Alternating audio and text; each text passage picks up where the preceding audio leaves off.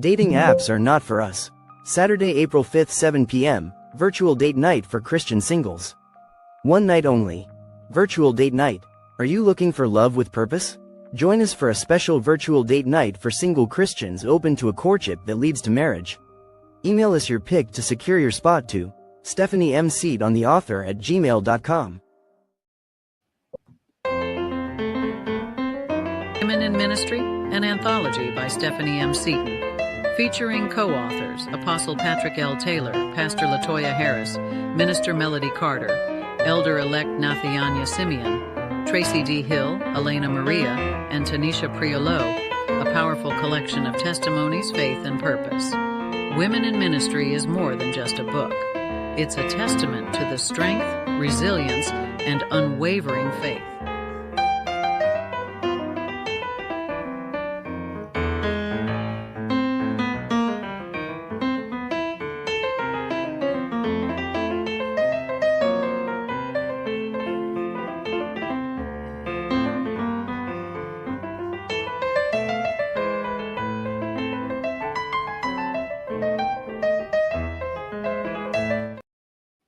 Get your copy of The Church Girl by acclaimed author Stephanie Seaton. This compelling story follows a young woman's journey of redemption through faith and community after straying from the path of righteousness.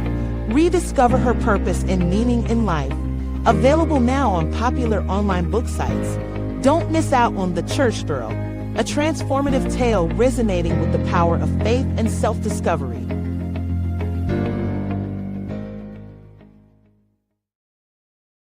Thank you for tuning in. A live stream new episode of the Stephanie M. Seaton Sunday Show will be starting soon. With your host, minister, and author Stephanie M. Seaton. If you would like to be a guest on the Stephanie M. Seaton Sunday Show, email Stephanie at stephaniemseatontheauthor@gmail.com.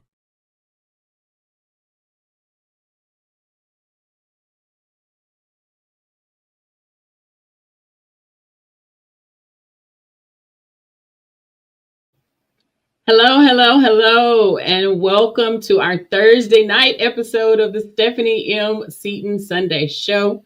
I am your host, Stephanie M. Seaton. I'm so happy that you have tuned in with us tonight. Tonight, we have author Royce Dixon Sr. and we have Miss Lisa Dixon, and I am just so happy to welcome them. Welcome, welcome, welcome. Thank you for having us. Yes, I'm so happy that it finally got here, right? Right. We met at the end of last year at the National Black Book Festival, and they are a part of She Publishing. I was just in awe of all of the writers and the publishers from She Publishing. But they have an amazing story that we're going to hear about tonight. As well as hearing about their brand. They've got a lot of amazing things going on tonight. So go ahead, like, tag, share. If you have not subscribed, go ahead and subscribe to the Stephanie M. Seaton Sunday Show here on YouTube so you can keep up with all of the upcoming episodes. So listen, I'm going to jump right on in there. The very first question that I ask all of my guests, and I'm going to have both of you answer this. Please tell us, who are you? Who am I? Lisa Dixon, wife, mom, student, employee, sister, auntie, support staff. You name it, I do it. I work 8 hours a day. I come home and Go to work all over? And go to work all over again. I get it. Clock out over there, clock in over here. I do tell people whenever they ask if I'm going anywhere with Royce for the books, and I say yes, I'm going because I'm support staff. So yeah, I support any way that I can. She makes everything happen. That's a blessing. That's a blessing. It really is. I'm author Royce Dixon. My full-time job is a bailiff. I'm also an author, photographer, mentor, speaker. I do a little bit of everything. Husband, father, support staff at the church, whatever I can do to be a help. Yeah. We try to lend our, if we got time, we try to do what we can. That's a blessing. That's a blessing. All right. Well, I tell you what, it's kind of, some people say it's a loaded question because you guys actually told who you are. A lot of people start with the titles and don't actually say who they are. But, I remember the very first time I got asked that question, I was actually on a podcast and I got asked that question and I was like, So it kind of makes you think, right? It does. Right. Yeah. Yeah. So I'm going to kind of read a little bit about Mr. Royce's bio, and then we are going to kind of kick off things. We're going to start with kind of learn a little bit more about your family life. I know that you came from Illinois. Yes. You are the middle child of 3 children. So that probably was interesting in itself. It really was. Growing up, being the middle child, and there's 5 years in between the 3 of us, all of us. Okay. We grew up really close to my sister. She's the oldest. And we had a good relationship going. And then here comes my brother. And now he's the baby. Now he's getting the attention. So you kind of develop that middle kid syndrome to a certain degree. Yeah. But we all worked it out. We're very, very close. All 3 of us, and with everybody. We got adopted brothers and sisters from all over the world, seems like. So. That's amazing. That's amazing. Happily married 30 years. Now, part of the story here is that you all were high school sweethearts. Some kind of way there was a separation in life, and then you guys reconnected. Now, this 30 years, is that total time or this last time? Or tell us a little bit about that. So we met just after the year we graduated high school is the year we met. Okay. And we married a couple of years after that. And we were married 18 and a half years. Okay. Okay. And then we divorced. Okay. We were divorced 2 years, 6 months. Wait, the way she looked. Wait a minute. Lisa, I got to say, the way you cut your eyes to the side. 2 years, 6 months. There's a story behind that. Okay. Okay. I say we've been married 32 years. I don't want to count the 2 years that we were officially married, but we were together. Like, we got back together maybe 6 months after the divorce, and we've been together ever since. Right. So next month, April 10th, we will be remarried 12 years. Okay. So it will be a total of 30 years. A total of 30 years. And that is a blessing. Either side, the 18 or the 12, and put it all together. That is a blessing. Yeah, that is a blessing. So let me go ahead and jump into that. Kind of tell me about the I Still Do. I'm assuming that came from the life ups and downs of marriage and togetherness. Kind of tell us about the I Still Do ministries. So we kind of use I Still Do ministries as a way of keeping families together, keeping married couples together.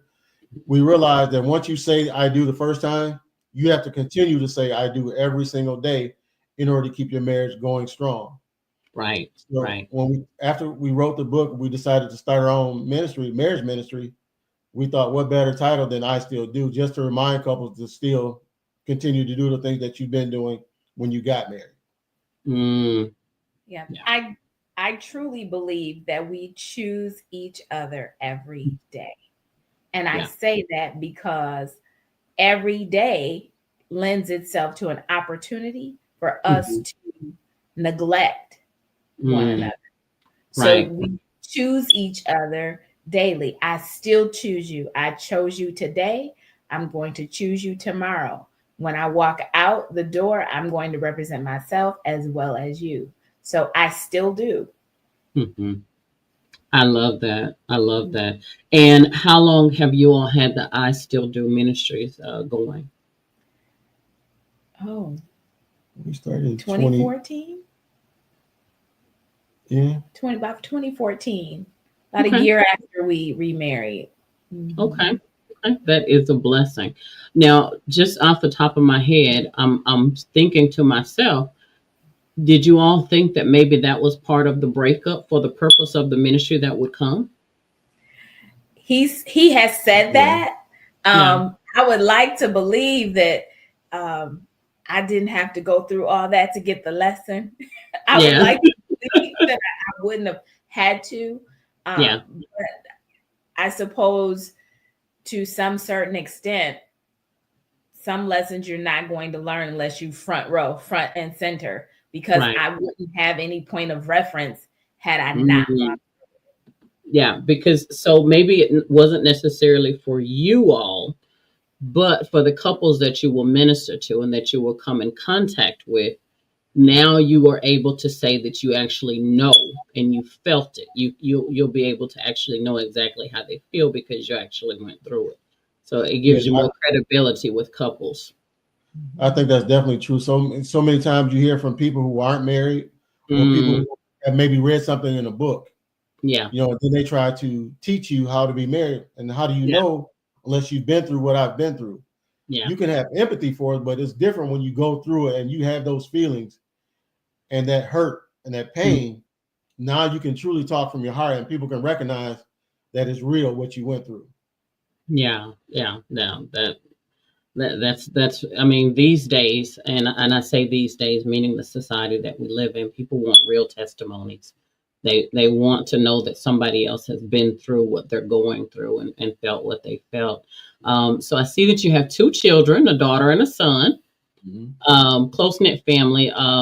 Tell us what that looks like with all the busyness and the hustle and bustle of life and the authorship. So are the kids on the support system, or tell me what's going on? Well, our children they're adults. So we are empty nesters. Empty nesters, They don't okay. they don't even live in Illinois. So so they are grown, completely self-efficient and living their best lives.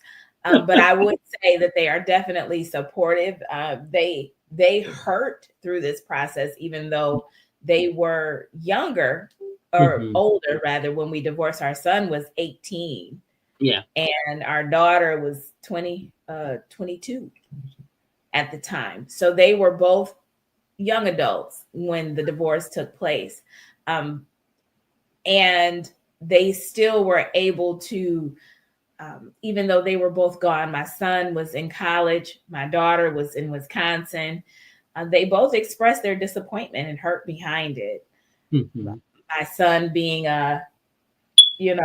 mom's protector, wanted to leave college and come home, and I said, no, you stay where you are and you be an adult, and mom is going to be okay.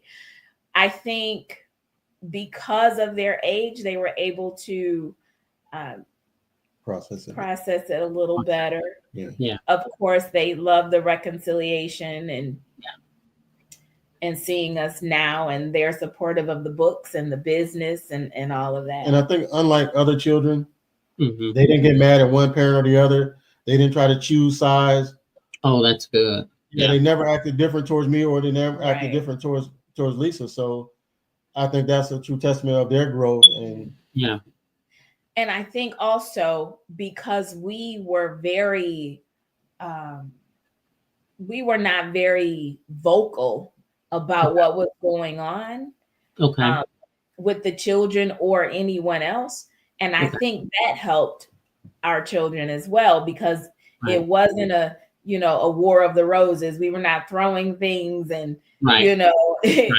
it wasn't in the streets, or it wasn't on social media. It wasn't politicized, I would say. You protected your So home. we got divorced. Yeah. That is a blessing, and that's not common. That is not common. So that is a blessing that you guys still protected the home front. Tell us a little bit about growing up in Rockford, Illinois. I know you said a lot of your writing and inspiration is from the community, from the courthouse, the church, the neighborhoods. So kind of tell us how growing up there in Rockford influenced your writing. I think most people have a negative opinion of Rockford from what they see on the news. Okay. But to me, actually, Rockford is what you make it. Mm. I had a great upbringing. I love my childhood. And like I said, my family is so close. We would have get-togethers every weekend where everybody's coming over to the house. So family was always important. You know, I grew up going to church every Sunday. We went to vacation Bible school, Sunday school. If the church doors were open, we were in there. Whether we liked it or not growing up, we had to go. My parents made us go to church. Mm-hmm. And then as I grew older and I started working in the courthouse, I started seeing so many different things as far as it relates to divorce, why people get divorced, the different ages of divorce. And I think all of that, once we went through the divorce and we got back together, I kind of took all the experiences that I've learned, you know, growing up. I wasn't really in the streets, but I always had friends who were, you know, grew up in the streets or whatever. So I could always hear different stories. Mm-hmm. I kind of was able to take those experiences and put it all together and create these different books with different characters. Right. And they all have life lessons in them. Yeah. One book is about forgiveness. The new book that's coming out is about what's the word I want to use? Redemption. One book is about love. You know, so there's different things, different life lessons in every book. Okay. I can tell y'all been married a long time. You said, Lisa, what's the word I want? You looked at Lisa, what is the word I want to use? Right. But she knows me because she'll like and I'm thinking I'm not gonna jump in because this is his interview. Listen, y'all be free to be free, okay? That was cute. He said, what's the word? No, that is cute. So let's talk about Blessed While Broken. Let's talk about that. What made you decide to write that book? Like, what was the inspiration? I just wanted to help other people not go through what we went through. Yeah. And so I always wanted to write a book. And although this was the second book I had published, it was the first book that I had started writing. Okay. And so when I decided that I wanted to help people, I went to Lisa and I asked her, I said, what do you think about me writing this book? Mm-hmm. She's like, I don't know about that. I'm not sure. Because we didn't know how much transparency I was going to put in the book, what I was going to put in the book, and then have to be able to answer questions about it. Right. So after I finished writing, and whenever I would get stuck writing that one, I would go to my other book, Hidden Feelings, which was the first one, and just kind of go back and forth between the two. And when Blessed While Broken was ready, I handed it to her like, I want you to read it over and make sure that it's okay before we do anything else with it. Right. But I didn't want to do it without her blessing. Yeah. And so after she read it, she's like, are you okay with maybe answering questions about it? I said, I'm fine with it. You know, if we put it in the book, there's enough in the book to show you what happened without telling you everything that happened. Right.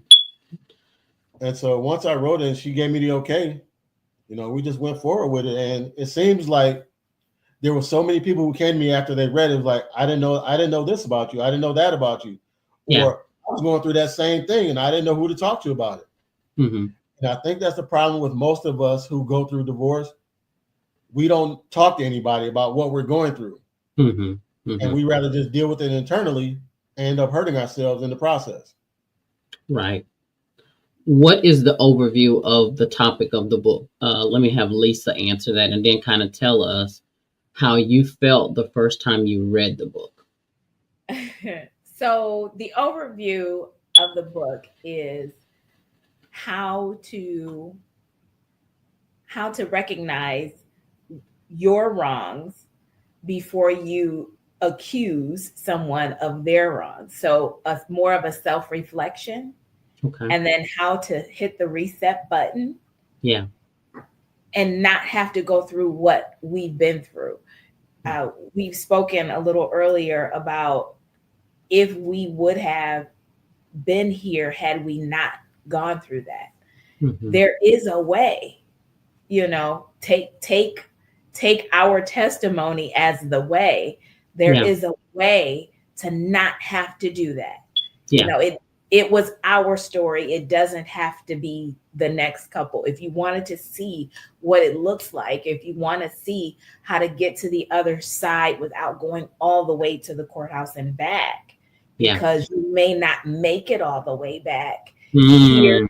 here's some words, here's some ideas, here's some suggestions, here's some scriptures. So that is the overview of the book. You don't have to go as far as where we went.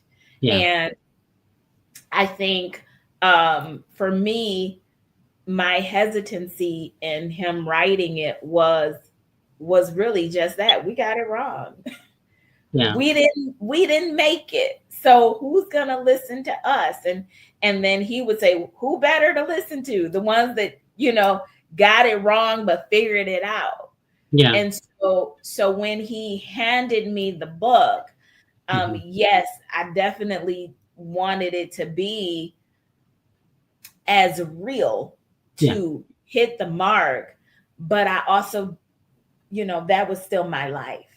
It was still my hurt, and it was what happened within the four walls of our house. So I didn't know, as quiet and as close to the vest as we were, now you want to publish it. It was like that was hard for me, because we do relive it in a sense just by telling the story, or someone who has read the book and then come back and ask the questions.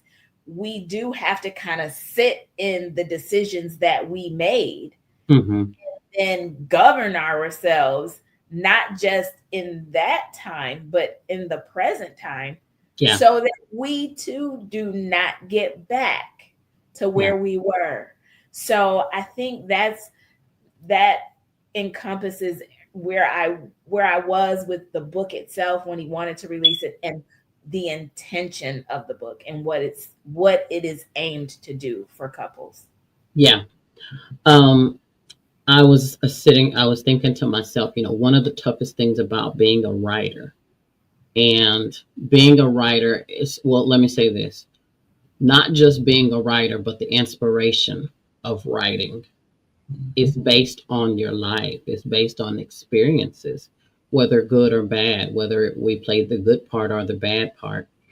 And one of the things about it is it causes us to have to relive things that we don't want to relive, because you've got to go back and remember every part of it so that you can express it in the writing. And a lot of times people don't understand that when writers write about things that involve other people as well. It's like, we're trying to let people know, I'm not trying to tell your part, but in order to tell my part, I have to tell a little bit of your part as well. There's things that you just have to get out. Did you find that writing this book was part of the healing process? Because I know when I write, it's literally therapeutic for me. I probably said this 1,000 times. How did this book contribute to the healing process? It definitely was therapy for me. And just getting things out taught me a lot about myself. It even taught me that I had my own personal hidden feelings that I had to release. It showed me who I was. And then it showed me how to look in the mirror and make adjustments to be a better person, not just for her, but for me as well. Because I truly think that change comes from the inside. If I just changed her, then it would be superficial. And eventually I would go back. And I didn't want to go back. So in writing, I realized the change that I need to make and how to make them permanently, so that I could be a better person and a better husband. Tell us the name of some of your other books that you have out right now, and kind of give us a synopsis of a few of your books. So Hidden Feelings, which was the first book, talks about why men have a hard time expressing themselves, showing their feelings, or showing emotions. And then I wrote a part 2 to that. It's called Hidden Feelings Revealed, where my main character in the first book finally gets help. He goes to talk to a doctor and even opens up to his pastor and learns how to express himself. Now, even though he's an attorney and he talks every day, he uses words for a living, but he couldn't find the words when his mom died to share with his girlfriend. She's the love of his life, and then she breaks up with him because he doesn't know how to open up to her. She kind of felt like a stranger in the house. And so one of the things that I like to talk to people about too is, the old saying, what goes on in this house stays in this house. Right. Well, if that's true and that's the case, then if you're hurting, how do you ever get help? Mm. We've been taught for years to keep everything in. Yeah. And so that's one of the things that I want to get out in the books is that it's okay to talk to people. Find the help that you need. Yeah. Or whether it's going to a psychiatrist, which we always found taboo, or go and talk to your pastor, but find somebody, and probably an older person, that can give you that insight that you need to make the changes, the necessary changes. Yeah. Yeah. And then, of course, Blessed While Broken is about our marriage, divorce, and then reconciliation. And my new book, A Rose on the Concrete Court, is about redemption. It's a family. The dad grows up. He's a high school basketball star, gets hurt while he's in college. His girlfriend, who's 15 or 16 at the time, she gets pregnant with twin boys. And now the boys are growing up, seeing their dad hustle, and they're trying to be just like him. And so they start making some bad choices. One twin wants to go one way, the other twin wants to go the other way. And you start seeing all the cracks in the family dynamic. Yeah. And so from there, there's redemption at the end. Let me ask you, in your writing, you are inspiring, bringing hope to others, heartfelt messages, life lessons. Would you say that this is ministry? Yes, I would definitely say that. Ministry in a different way. You know, most people just think of ministry as the pastor or somebody gets up in front of the church and speaks. Ministry comes in all different forms, and this is just my way of ministering to other people to help others. Right, right. I definitely want to mention a couple of amazing milestones that you've reached in your career as a published author, including being recognized as the leading man of She Publishing, both 2023 and 2025. Very proud of that. Tell me, how did that feel, and how does that feel? I mean, we all, we bust our butts to do something that we feel like we're called to do, and you do it because it's a passion, I'm sure. And then on top of it, to get recognition for the passion, like, what does that feel like? It was amazing. It's an amazing feeling. Even now, I still kind of get goosebumps just thinking about it. And I don't know if it really hit me what it meant to be, an award-winning author. I never really spoke it out loud. I never really told anybody about it. Yeah. Then I realized, it's one thing to be humble, but how do people know about your work if you don't talk about it? Yeah. Who else is going to talk about it if you don't? Yeah. And so it's an amazing feeling to be the leading man of She. She's a great publishing company. I would highly recommend her to anybody. And it's truly a family. It's not just, you're not just a number on the roster. Yeah. We talk to Shanitha often. We travel with her. We met her family. So it's a great feeling. Yeah. Yeah. I asked him when this year when he signed the contract for A Rose on the Concrete Court. I think that's when I asked him, does it feel any different? This is book number 5. And I asked him, is the excitement the same as when it was book number 1? Because book number 1 is like, I can't believe I did that. When you pick it up and you see your name on the cover, and you can go to Amazon and you can see it, and you go to Barnes and Noble and you can order it, and you see it different places. And so I asked him if he had the same zeal and the same excitement this time, and he said yes, but it took me back a little bit, because when this newfound fame, even local, we grew up in the same town, Rockford, and he knows a lot of people, a lot of people. Even before being a published author, he knows a lot of people because of sports and his family and whatnot. And so to add this to his roster of, and now you worldwide, and now, I remember the first time we were walking through, I think Walmart or somewhere, or Schnucks. I think we're at the grocery store. We're at the grocery store at Schnucks. And someone came up to him and said, "Excuse me, are you Royce Dixon?" I'm looking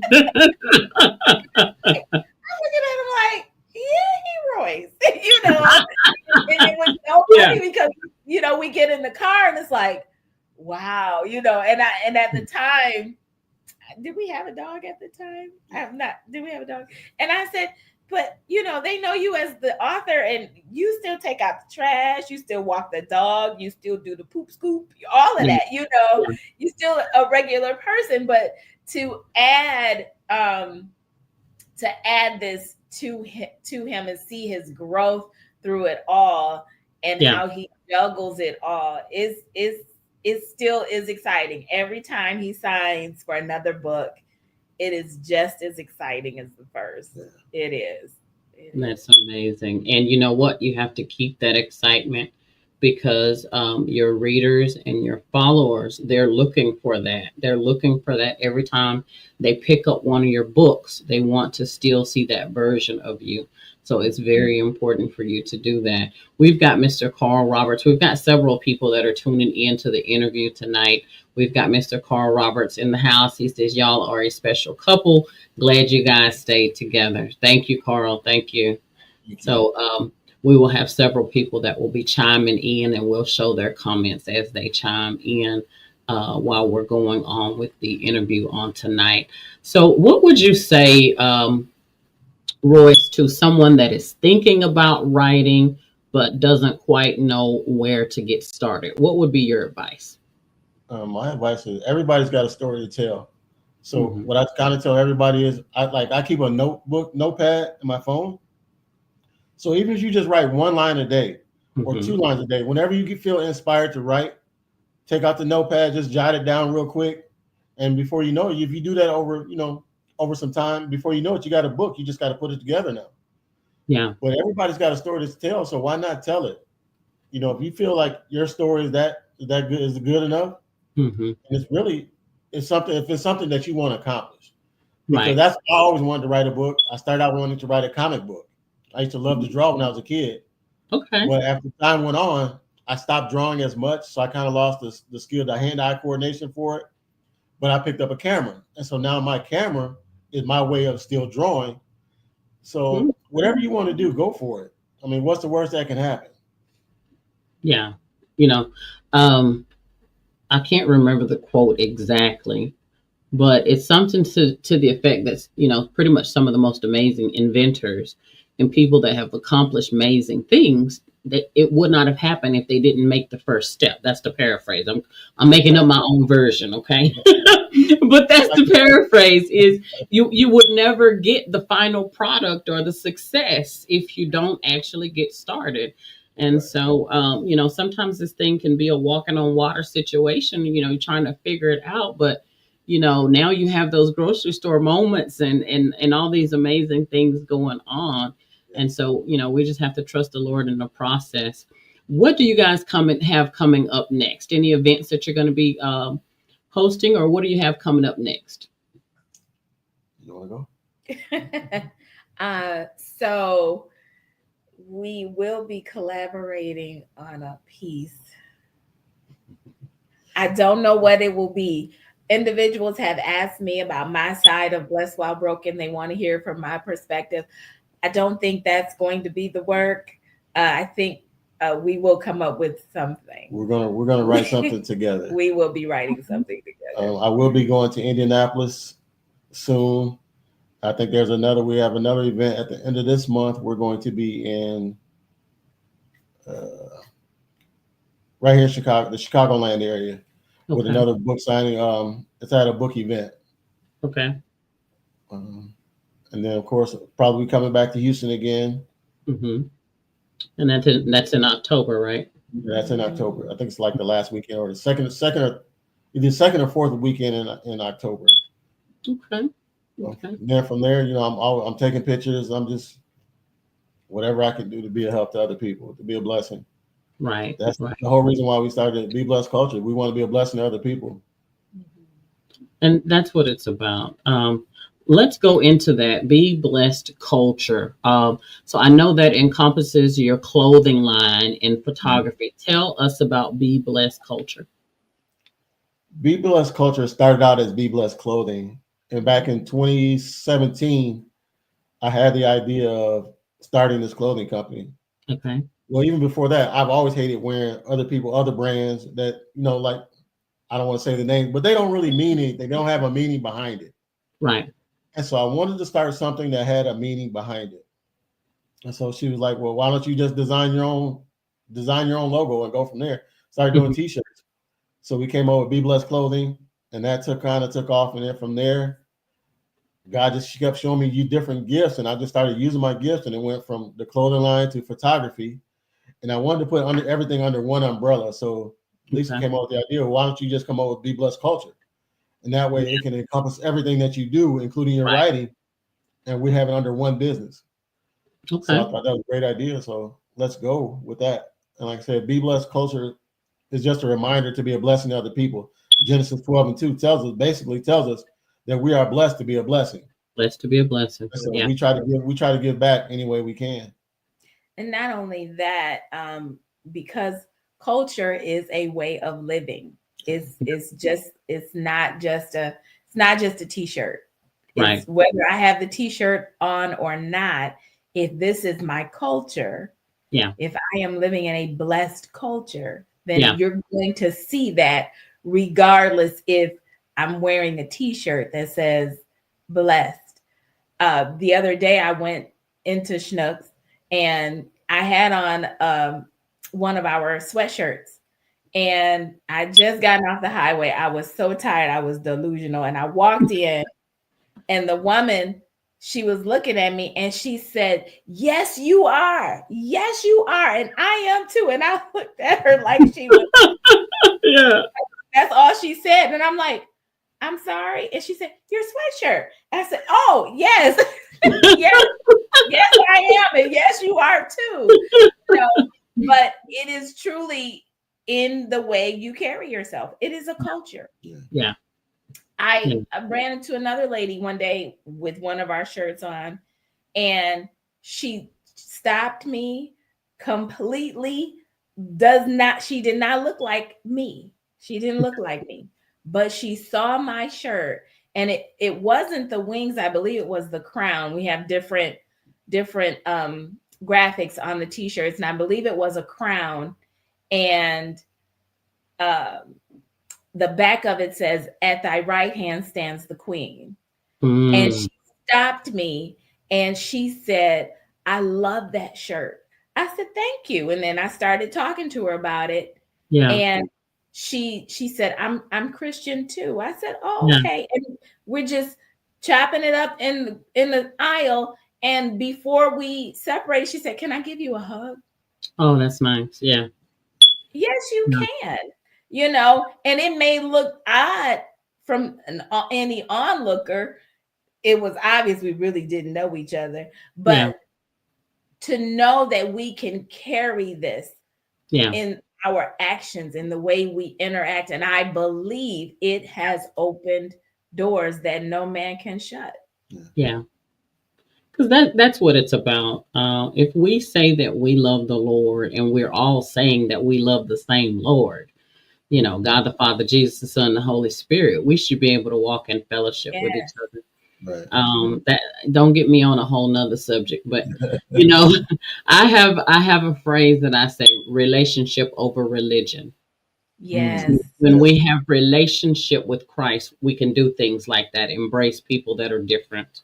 And we can share in the love of Jesus, and that happens with relationship with Christ. We take on His characteristics. Yes. When we just have the religion, the rituals, just the Sunday, Wednesday mentality, then it's not real. It's not personal. It's not, And so that's why we see all the division, because there's so much religion and lack of relationship. Yes. But I'm not going to preach tonight. But that story, that is amazing, and definitely points to relationship. Before we get out of here, I just want you guys to tell us, what do you say to those couples? Let me see. Hold on. Carl says, "What is your site if we want to buy a t-shirt? What is the site for your..." Tell you what, go ahead and give your contact information before I answer this next question. Carl wants to know about your t-shirts. Okay. I'm on Facebook under Royce Dixon Sr. We actually have a Facebook page, Be Blessed Clothing. On Instagram, I'm author Royce Dixon. On Instagram, there's also Be Blessed Clothing. On, let's see, TikTok, I'm author Royce Dixon. Pretty much anything Royce Dixon Sr. you look up and you'll see my face. Mm-hmm. Now, we do have a website. It's roycedixonsenior.com. We're still in the process of building that website, so we have some work to do with that. I think that's everything. Okay, so I have put that up on the screen. Be Blessed Clothing. Okay, and again, he said Royce Dixon Sr. Yes. So definitely check out the website, the Facebook, where you can be a supporter of the books, of the brand. And where are your books available? My books are all available on Amazon. And also, if you want my latest book, the book that's out now, Hidden Feelings Revealed, Is There More? You can go to shepublishingllc.com and buy it there. And with that, you also get a special gift package that comes with it. And for the book that you're promoting right now, you said your major inspiration for this book is your younger brother, Delvin. Yes. Watching him evolve into being a successful businessman. Now tell us about that. He's also co-owner of the Be Blessed Culture with you. No, he has his own company, Seabreeze Non-Emergency Medical Transport. Okay. My brother was a high school basketball star. Okay. Who hurt his knee while playing basketball. He had D1 colleges come and look at him. He had actually I think he had signed with the University of Nebraska to go to college and play basketball. Okay. But once he blew out his knee, that kind of set him back. And then he started, getting in the streets. He was selling drugs. Went to prison for selling drugs. Now he's out and he's got $1 million business. Oh, praise the Lord! Look at God. He did. Him and his wife did the work. They stayed together throughout the time that he was in prison. She did everything she could to while he was there. Yeah. And once he got out, he found a job, and then they started their own business. Now he owns the business. It doesn't work for anybody else. Now they have a fleet of vehicles. Yeah. They started out with one vehicle. Now they have like 20. Oh, wow. Yeah. That is amazing. Yes. Okay. Very good. So that just goes to show, again, once the Lord has a plan for you, it doesn't matter how much things, and that phrase people say, life be life, and it doesn't matter how much life be life, and in the middle of it, the Lord is still going to bring back around what he has planned for you. And those are just some amazing testimonies right there of the Lord doing just that. Well, I just want to say thank you guys so much for hanging out with us tonight on the Stephanie M. Seton Sunday Show. This has been amazing getting to talk to you and hearing your amazing story, the books, the clothing line, the ministry. You guys are doing some amazing things, and I just encourage you to continue. What would you like to say tonight in closing? I would like to say that if you have it in your heart to forgive, truly forgive someone, you can overcome anything. Absolutely anything. But you have to have it in your heart to forgive. Yeah. And I think for me, as the song says, it's not over until God says it's over. That's right. It's truly not. As long as you still have breath in your life, there's always room for redemption. There's always room for forgiveness, for you to turn things around and make it better. Never give up on yourself. Just keep going, keep living. And if you keep living for God, good things are going to happen to you. Yeah. Yeah. It takes work though, right? It doesn't happen easily, right? Yeah, it definitely takes work. Nothing about it is easy. And it's not always overnight. Sometimes you got to endure the pain in order to get to the good part. But it's worth it. Definitely worth it. Let me ask you this.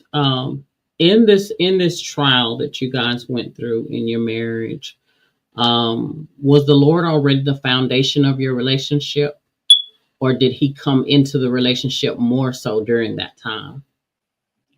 For me, he was always there, but I was still kind of on the fence a little bit, I believe. Okay. And it wasn't until the divorce and I was sitting in my bedroom at my parents' house and I began to ask the Lord why. And then he said, why not? Why not you? Who are you that you can't go through something? Yeah. And then he had me start looking in the mirror. And so every time I would go to Lisa to try to get back with her, and she would turn me down, the more she turned me down, the more I turned to God. I had keys to the church, so I would go down to the church and just sit at the altar by myself and just pray. Yeah. And the more I grew closer to God, the more her heart softened to me, it seems. Mm-hmm. And before you know it, we were back just being friends again. Before, we weren't even friends. Yeah. She didn't want to even talk to me, really. Yeah. But I think that took my faith to a whole nother level, because that's all I had to depend on was God at the time. I felt like I lost everything when I lost her. Yeah. Yeah. I would say that for me, yes, God was at the foundation, so much so that when I told Royce, when we were headed towards, I didn't think divorce, but when we were headed in the wrong way, and I knew we were going to be empty nesters, I told him, we got to do something, because, our son is going to be gone and we don't know each other. We don't even like each other. Things are bad.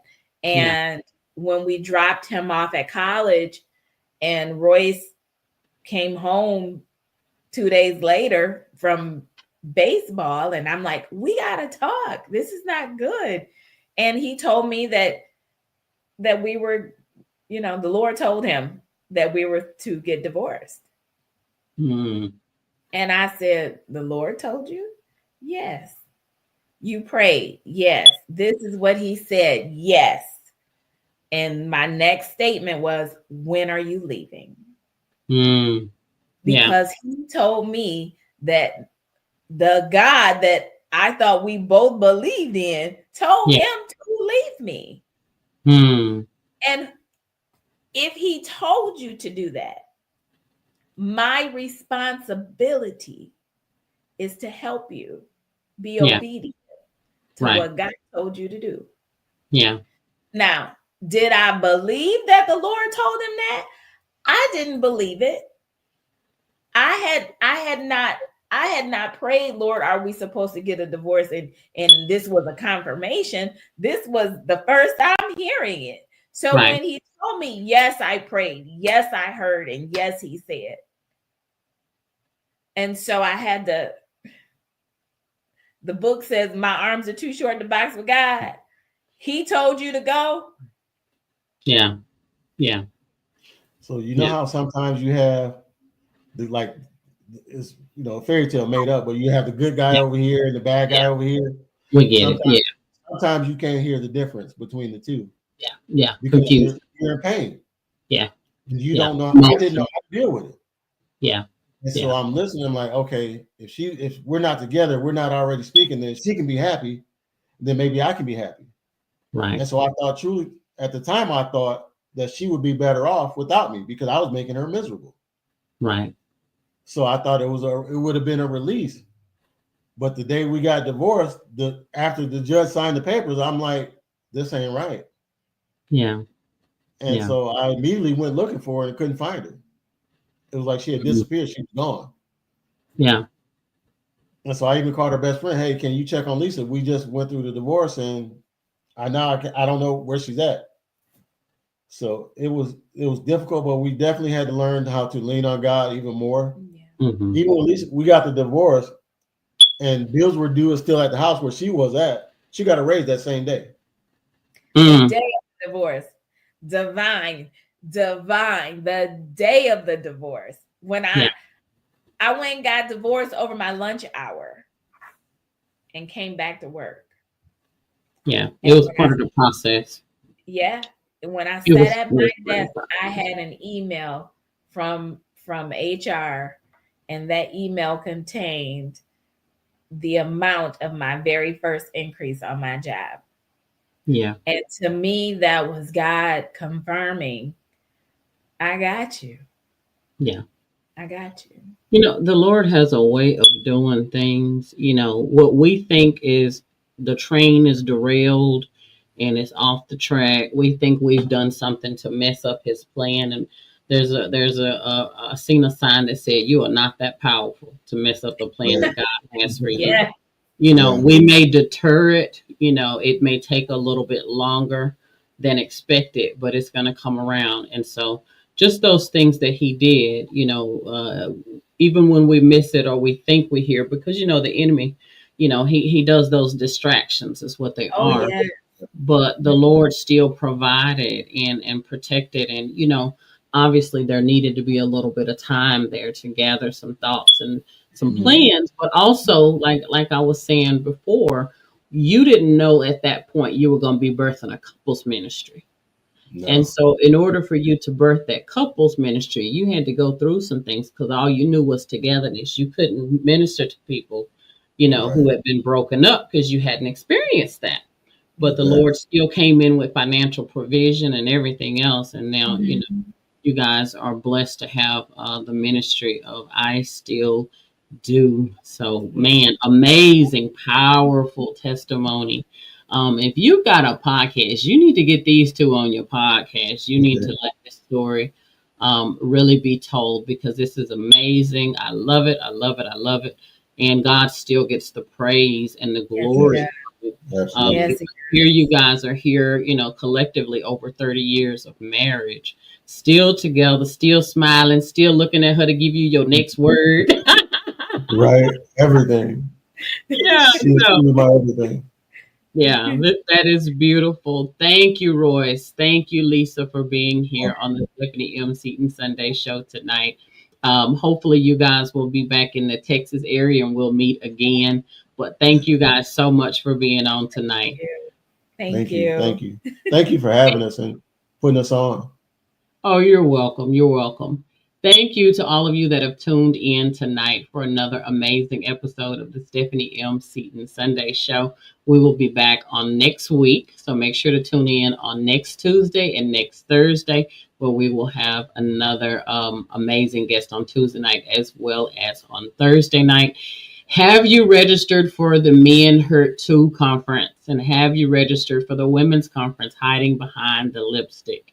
Both of these conferences will be in the Dallas area. If you have not registered, go to Eventbrite and register now. There's also vendor spaces available if you are interested in being a vendor at either one of these events. So make sure you go online and register. Hiding Behind the Lipstick, Part 3 for women, and Men Hurt 2. You do not want to miss these conferences. Thank you again so much. Y'all have a good night. You too. Bye-bye. Bye-bye.